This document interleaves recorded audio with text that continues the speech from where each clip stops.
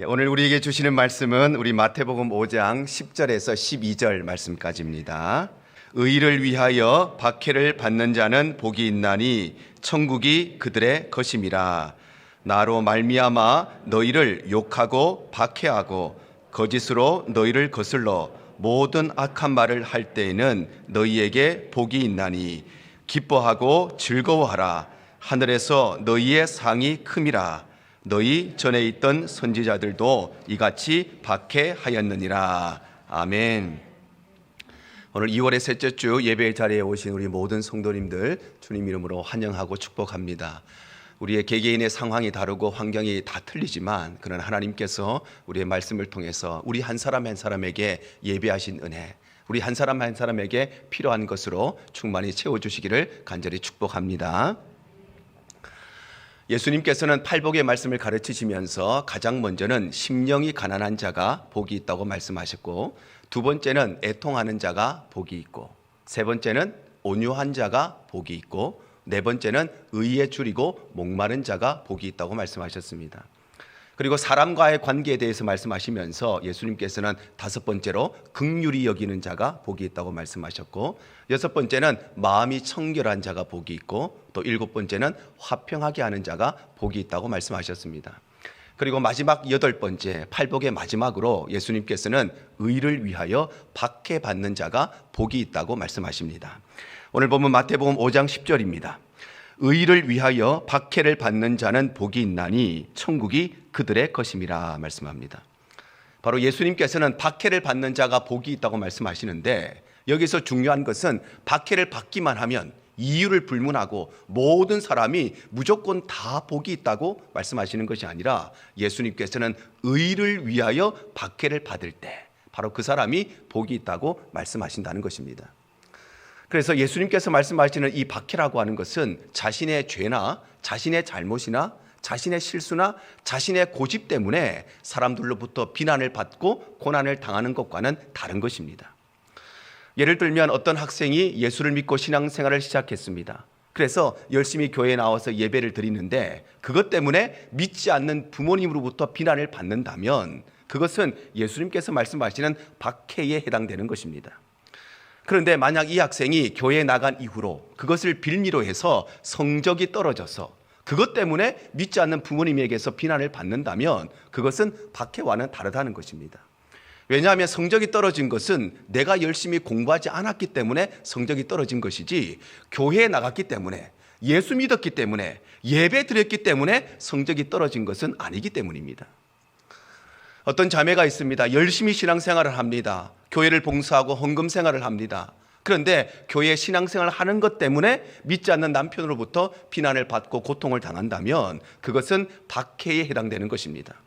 그런데 만약 이 자매가 열심히 신앙생활 하는 것을 빌미로 해서 가정생활에 충실하지 않고 아내로서 엄마로서의 역할을 등한시하는 것 때문에 가족으로부터 비난을 받는다면, 헌금 생활하는 것을 빌미로 해서 가정 경제를 어렵게 만들어서 그래서 남편으로부터 비난을 받는다면 그것은 예수님께서 말씀하시는 박해와는 다르다는 것입니다. 이처럼 자신의 죄나 자신의 잘못이나 자신의 실수나 또는 자신의 고집 때문에 자기가 당하는 고난은 우리는 박해와는 별개라는 것을 기억해야 됩니다. 성경이 이렇게 말씀하십니다. 베드로전서 4장 15절입니다. 너희 중에 누구든지 살인이나 도둑질이나 악행이나 남의 일을 간섭하는 자로 고난을 받지 말라 말씀합니다. 바로 우리 자신의 죄 때문에 고난을 받는 것, 우리의 잘못 때문에 고난을 받는 것은 바로 예수님께서 말씀하시는 이 박해와는 다르다는 것입니다. 또한 우리가 지혜가 없음으로 말미암아 받는 비난도 예수님께서 말씀하시는 박해와는 다른 것입니다. 예를 들어서 믿지 않는 영혼들을 향한 뜨거운 마음을 가지고 열심히 전도하는 것, 참 귀하고 복된 일이지요. 그런데 만약에 많은 사람들이 오고 가는 길목에서 다른 사람들의 통행에 불편함을 주면서, 다른 사람들의 통행에 어려움을 주면서까지 복음을 전하다가 불편함을 느낀 사람들로부터 비난을 받는 것, 또는 많은 사람들이 모여있는 공공장소에서 다른 사람들에게 불쾌감을 주고 다른 사람들에게 거부감을 줄 만큼 큰 소리로 전도 활동을 하다가 안 믿는 사람들로부터 비난을 받고 고난을 받는 것, 그것은 박해가 아니라는 것이지요. 왜냐하면 전도라고 하는 것은 우리가 온유함으로 또 겸손함으로 하는 것이지, 다른 사람에게까지 불쾌감을 주고 거부감을 주는 것은 지혜롭지 못한 행동일 뿐만 아니라 이것은 오히려 전도의 문을 가로막는 그런 일이 되기 때문입니다. 그래서 예수님께서 이렇게 말씀하십니다. 마태복음 10장 16절입니다. 보라, 내가 너희를 보냄이 양을 이리 가운데로 보냄과 같도다. 그러므로 너희는 뱀같이 지혜롭고 비둘기같이 순결하라 말씀합니다. 바로 예수님께서는 12명의 제자들을 전도의 현장으로 보내시면서 전도의 현장에 가거든 지혜롭게 말하고 지혜롭게 행동하라고 당부하고 계시는 것입니다. 오늘날 또 마켓이나 그런 거 앞에 가면 전도하시는 분들이 많이 계시죠. 그런데 대부분의 분들이 참 온유함으로 겸손함으로 전도를 잘 하십니다. 그런데 가끔씩 어떤 분들이 믿지 않는 사람들에게 아주 불쾌감을 주면서까지, 아주 거부감을 주면서까지 강압적으로 전도하시는 분들을 가끔씩 만날 때가 있습니다. 그리고 그것 때문에 사람들에게 비난을 받으면 자기는 복음을 전하다가 핍박을 당한다고 생각할지 모르지만 그 비난과 그 핍박은 예수님께서 말씀하시는 이 박해와는 다르다는 것을 알아야 하는 것입니다. 뿐만 아니라 광신적인 신앙이나 또는 이기적인 신앙 때문에 비난을 받고 고통을 당하는 것도 박해와는 다른 것입니다. 그래서 주님을 사랑하는 것, 열심히 교회 섬기는 것 참 중요한 일인데, 그런데 밤낮 없이 주님을 섬기겠다고 기도원에 가서 밤낮 없이 기도만 한다든지, 아니면 예수님 다시 오실 날이 얼마 남지 않았으니까 나는 오직 예수님만 바라본다, 그래서 집회만 쫓아다니고 부흥회만 쫓아다니는 사람들, 가정생활도 포기하고 사회생활도 포기하고 직장생활도 다 포기하고, 이번 주에는 이 교회에서 부흥회하면 그 부흥회 쫓아다니고 다음 주에 저 교회 부흥회하면 또 저 교회 부흥회 쫓아다니는 것, 그것 때문에 가족들이나 사람들로부터 비난을 받는 것, 그것도 예수님께서 말씀하시는 박해가 아니라는 것입니다. 성경이 이렇게 말씀하십니다. 디모데전서 4장 1절에서 3절 상반절입니다. 그러나 성령이 밝히 말씀하시기를 후일에 어떤 사람들이 믿음에서 떠나 미혹하는 영과 귀신의 가르침을 따르리라 하셨으니 자기 양심이 화인을 맞아서 외식함으로 거짓말하는 자들이라. 혼인을 금하고 어떤 음식물은 먹지 말라고 할 것이라 말씀합니다. 바로 마지막 때가 되면, 예수님 다시 오실 그날이 되면 혼인을 금하는 이런 광신적인 신앙, 그래서 결혼도 못하게 하고 일상적인 생활, 보편적인 생활, 정상적인 생활도 금하는 이런 광신적인 신앙이 나타나게 된다는 것입니다. 뿐만 아니라 진리를 수호한다는 미명하에, 우상 숭배를 배격한다는 미명하에 다른 종교의 사찰에 들어가서, 예를 들면 절에 가서 불상을 훼손한다든지, 아니면 건물에 불을 지른다든지, 아니면 다른 종교의 사찰에 들어가서 큰 소리로 기타를 치면서 찬양을 하고, 그래서 타 종교인들에게서 비난을 받는 것, 그것도 박해를 받는 것과 다른 것입니다. 왜냐하면 그것은 진리를 수호하는 올바른 방법, 지혜로운 방법이 아닐 뿐더러 그것은 다른 사람들, 타 종교와 타 종교인들에 대한 기본적인 예의에서 벗어나는 것이기 때문입니다. 뿐만 아니라 잘못된 신학 사상 때문에 비난을 받고 고통을 당하는 것도 예수님께서 말씀하시는 박해와는 다른 것입니다. 그래서 비성경적인 신학 때문에 그래서 금욕 생활을 하고, 그래서 다른 것을 절제하는 것을 통해서 비난을 받는다든지, 아니면 불건전한 신학 사상 때문에 자기의 몸을 스스로 고통을 가함으로써 그것으로 자기가 박해받고 있다고 생각하는 것은 결코 성경적인 박해가 아니라는 것입니다. 왜냐하면 그 모든 것들은 자기의 만족을 위해서 하는 것이지 의를 위하여 박해받는 것이 아니기 때문입니다. 그래서 마태복음 6장 16절에 이렇게 말씀하십니다. 금식할 때에 너희는 외식하는 자들과 같이 슬픈 기색을 보이지 말라. 그들은 금식하는 것을 사람에게 보이려고 얼굴을 흉하게 하느니라. 내가 진실로 너희에게 이르노니 그들은 자기 상을 이미 받았느니라 말씀합니다. 바로 자신의 만족을 위해서 다른 사람들에게 보여주기 위한 이 바리새인들의 신앙, 바리새인들의 금식에 대해서 예수님께서는 잘못된 신학 사상 때문에 일부러 배를 굶어서 일부러 고통스럽게 하는 잘못된 일이라고 말씀하시는 것입니다. 이처럼 예수님께서 말씀하시는 이 박해라고 하는 것은 자신의 죄나 자신의 잘못이나 자신의 고집 때문에 사람들로부터 비난을 받는다든지, 아니면 광신적인 신앙, 이기적인 신앙, 아니면 지혜가 부족하여서, 아니면 불건전한 신학 사상 때문에 스스로 이 고통 속에 빠지는 것은 결코 성경이 말씀하시는 박해가 아니라 예수님께서 말씀하시는 이 박해는 정말 예수님을 위하여서 복음을 위하여서, 교회를 위하여서 고통을 당하고 어려움을 당하는 것, 그것이 바로 박해의 의미인 것입니다. 그래서 신앙생활을 하다가 예수를 믿는 것 때문에 가족으로부터 비난을 당하고 비판을 당하는 것, 세상에서 하나님 말씀 앞에 올바르게 살아가기 위해서 진실되게 살다가 다른 사람들로부터 많은 불평등을 가지고 또 많은 사람들에게 또 따돌림을 당하는 것, 복음을 위하여서 선교를 위하여서 헌신하다가 내가 손해보고 희생해야 되는 것, 그것이 바로 예수님께서 말씀하시는 박해의 의미인 것입니다. 예수님께서는 우리 그리스도인들의 삶을 십자가의 삶이라고 말씀을 하십니다. 마태복음 16장 24절입니다. 이에 예수께서 제자들에게 이르시되 누구든지 나를 따라오려거든 자기를 부인하고 자기 십자가를 지고 나를 따를 것이리라 말씀합니다. 바로 예수를 따라가는 우리 그리스도인들의 삶은, 예수를 쫓아가고 예수를 닮아가는 우리 성도들의 삶은 편안하고 안락한 길이 아니라 우리의 길은 자기를 부인하고 자기 십자가를 지고 가야 하는 힘들고 험한 길이라는 것입니다. 왜냐하면 우리 그리스도인들의 삶의 방식은 세상의 삶의 방식과 다르기 때문에, 그래서 우리가 세상 속에서 그리스도인의 삶의 방식으로 살아가면 세상은 당연히 우리의 삶에 대해서 거부감을 느낄 수밖에 없고 불편함을 느낄 수밖에 없고 이질감을 느낄 수밖에 없기 때문입니다. 적당히 타협하고 적당히 반칙 쓰고 적당히 부끄러운 짓을 하고 적당히 창피한 일을 해서라도 성공하고 또 승리하면 모든 것이 용서가 되고 용납이 되는 것이 이 세상의 방식입니다.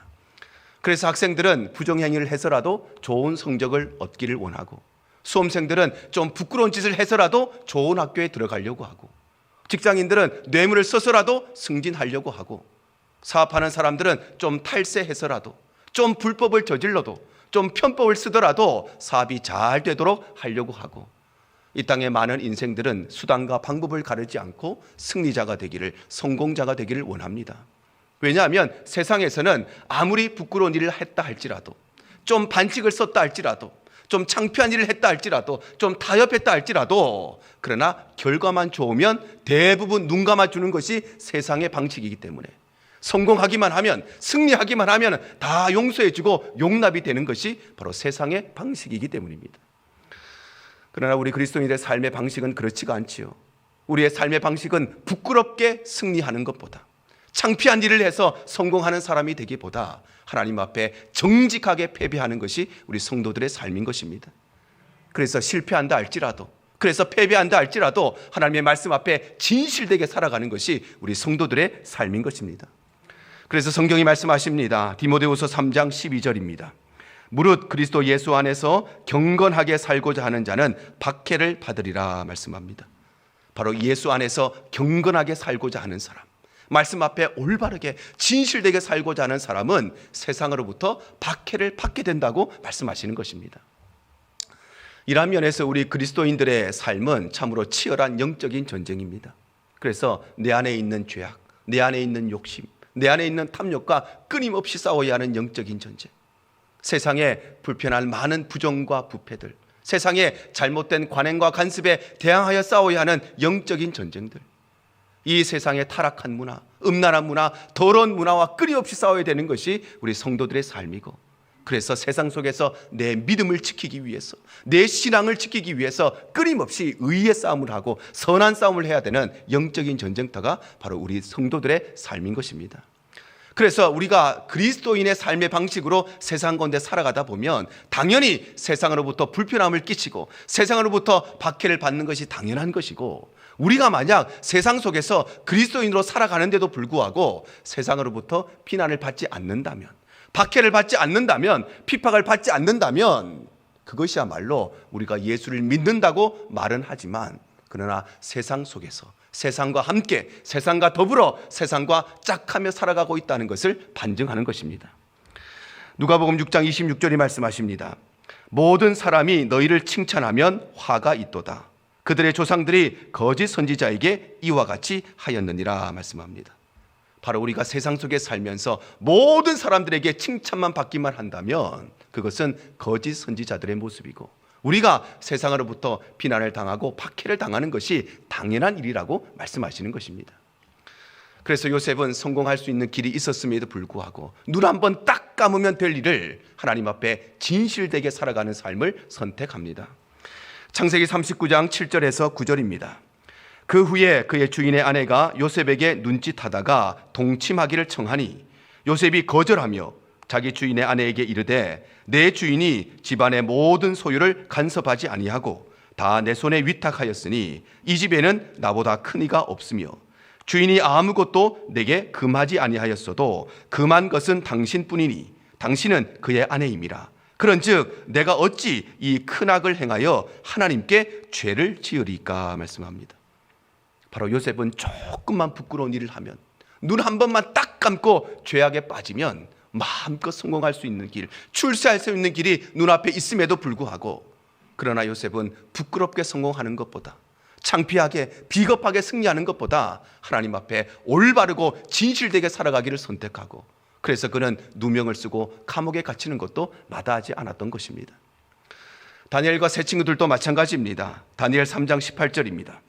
그렇게 하지 아니하실지라도 왕이여 우리가 왕의 신들을 섬기지도 아니하고 왕이 세우신 금신상에게 절하지도 아니할 줄을 아옵소서 말씀합니다.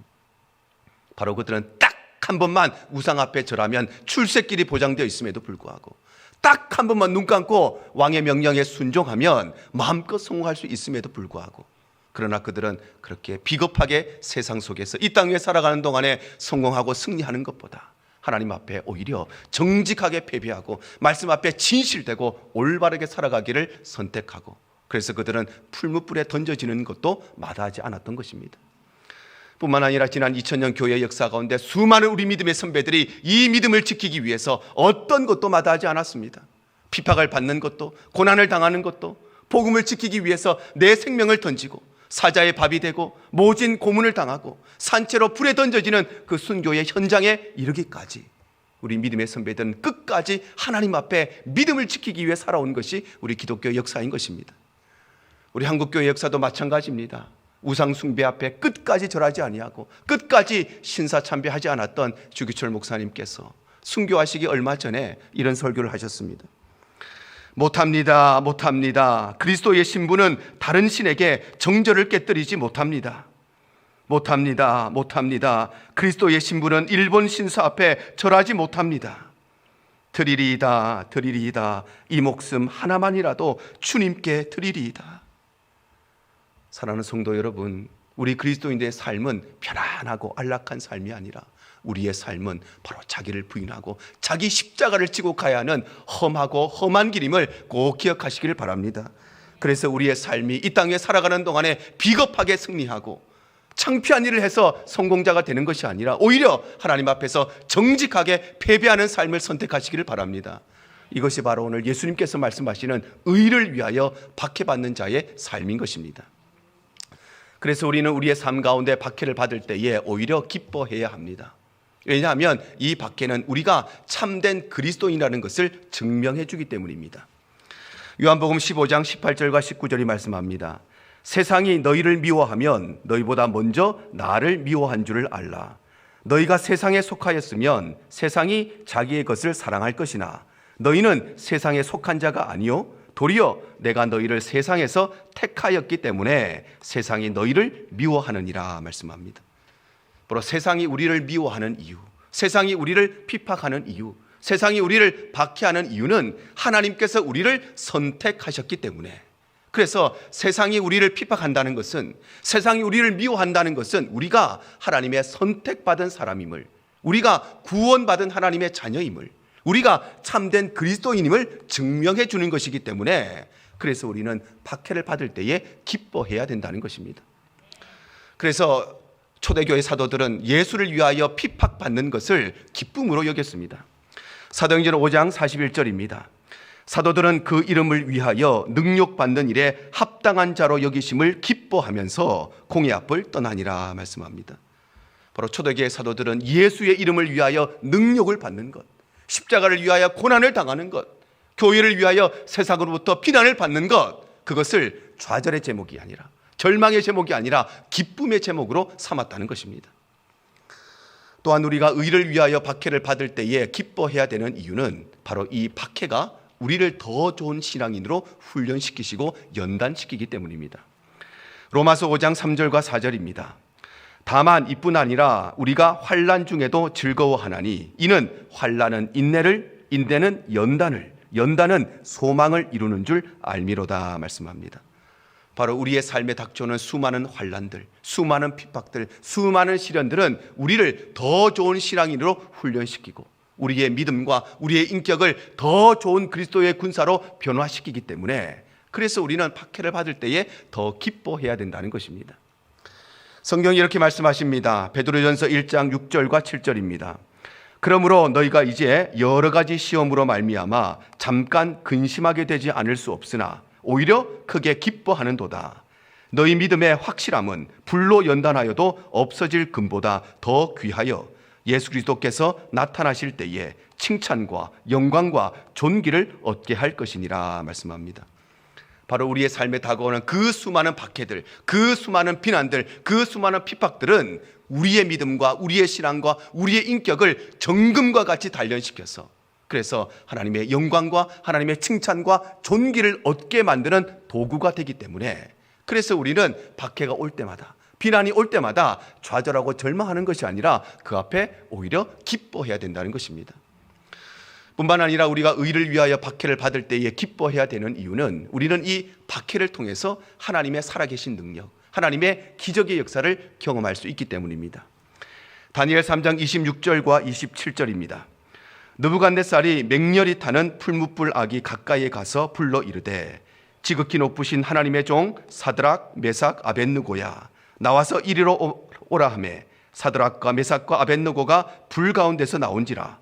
총독과 지사와 행정관과 왕의 모사들이 모여 이 사람들을 본즉 불이 능히 그들의 몸을 해하지 못하였고 머리털도 그을리지 아니하였고 겉옷빛도 변하지 아니하였고 불탄 냄새도 없었더라 말씀합니다.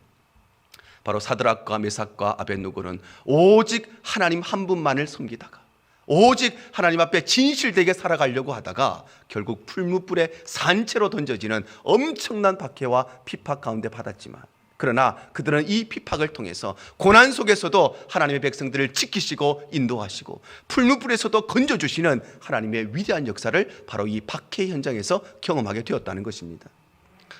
바울과 실라도 마찬가지입니다. 사도행전 16장 25절 26절입니다. 한밤중에 바울과 실라가 기도하고 하나님을 찬송하며 죄수들이 듣더라. 이에 갑자기 큰 지진이 나서 옥토가 움직이고 문이 곧 다 열리며 모든 사람의 매인 것이 다 벗어진지라 말씀합니다. 바울과 실라는 복음을 전하다가 핍박을 받았습니다. 복음을 전하다가 매를 맞습니다. 감옥에 갇혔습니다.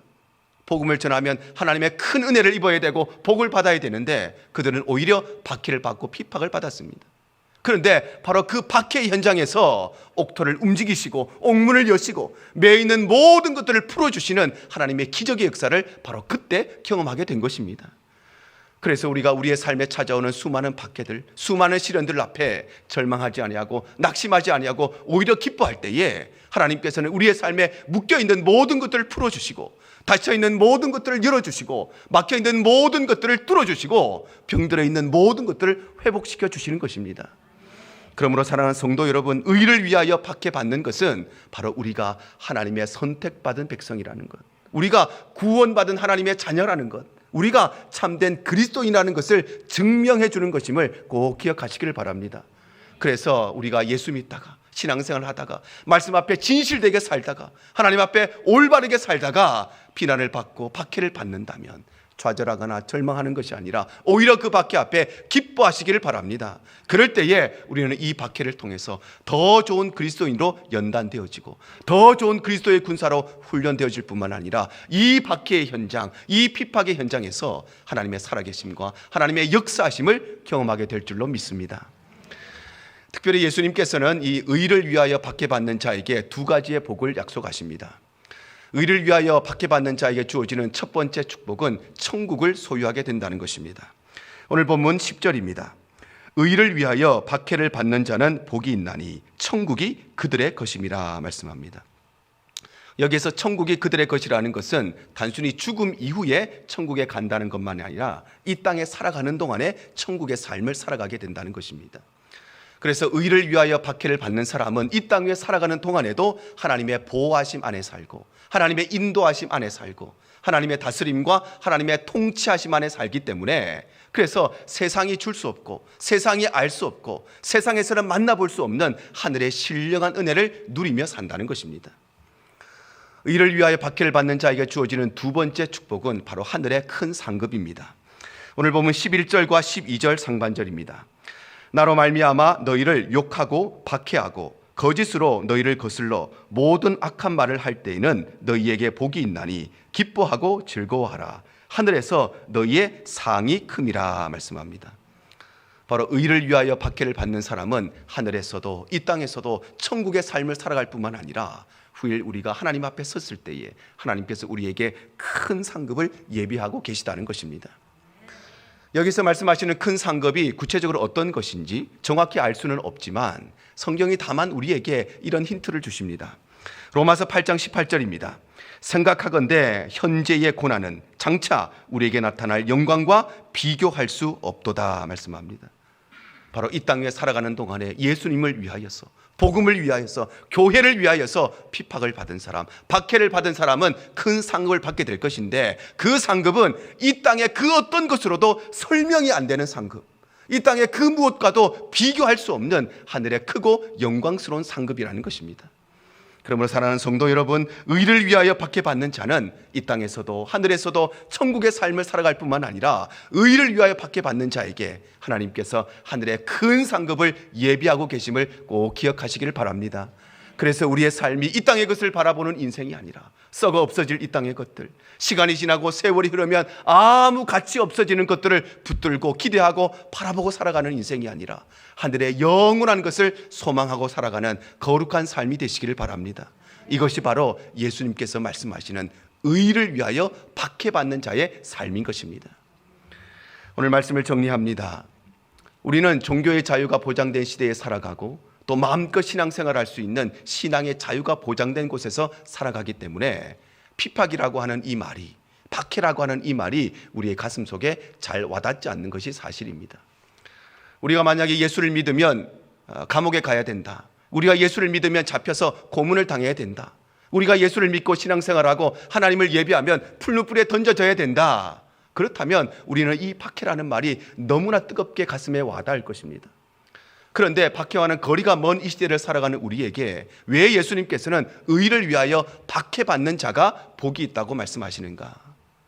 그 이유는 다름 아니라 의를 위하여 박해받는 것은 이유를 불문하고, 시대를 불문하고, 환경을 불문하고, 여건을 불문하고 세상과 다른 방식으로 살아가는 모든 사람들은 반드시 세상으로부터 고난을 받게 되어 있고 박해를 받게 되어 있는데, 그런데 우리는 예수를 믿는다 하면서도 세상에 살면서 세상과 짝하고 세상과 친구하고 살기 때문에, 그래서 더 이상 세상으로부터 비난받지 않고 세상으로부터 박해받지 않기 때문에 예수님께서는 오늘 우리에게 의를 위하여 박해를 받는 자가 복이 있다고 말씀하시는 것입니다. 사랑하는 성도 여러분, 여러분 예수 믿는 것 때문에 무슨 박해를 받고 계십니까? 여러분 교회 다니는 것 때문에, 신앙생활 하는 것 때문에 세상으로부터 어떤 불이익을 받고 어떤 차별을 당하고 살아가고 계십니까? 여러분 전도하는 것 때문에, 선교하는 것 때문에 세상으로부터 어떤 모욕을 당하고 어떤 서름을 당하고 계십니까? 우리가 만약에 비난받지 않고 살아간다면, 우리가 세상으로부터 모욕당하지 않고 서름당하지 않고 살아가고 있다면 우리의 삶이 무엇인가가 잘못되어 있는 것입니다. 우리가 세상의 방식과 다르게 살아가는 것이 아니라 우리가 세상과 똑같이 살아가고 있다는 것을 우리에게 말씀하시는 것입니다. 그러므로 사랑하는 성도 여러분, 예수님께서는 오늘 의를 위하여 박해받는 자는 이 땅에서도 하늘에서도 천국의 삶을 살아갈 뿐만 아니라 저 천국에서 이 땅의 것과는 비교할 수 없는 하늘의 신령한 상급이 준비되어 있다고 말씀하시는 것입니다. 사랑하는 저희는 모두가 오늘 이 말씀을 기억하셔서 이 땅에 살아가는 동안에 조금 타협하고 조금 죄짓고 조금 부끄러운 일을 하고 조금 반칙 서서라도 승리하고 성공하는 인생이 아니라 하나님 앞에 정직하게 살아가고, 오히려 하나님 앞에 정직한 패배를 선택하고 말씀 앞에 진실된 삶을 살아가는 사람, 바로 의를 위하여 박해받는 삶이 되어서 우리의 삶이 천국의 삶이 될 뿐만 아니라 우리의 삶이 하나님께서 예비하신 하늘의 신령한 은혜와 이 땅의 기름진 복을 받아 누리는 거룩하고 복된 삶이 되시기를 주님 이름으로 축복합니다. 가장 좋은 길로 나 인도하시네.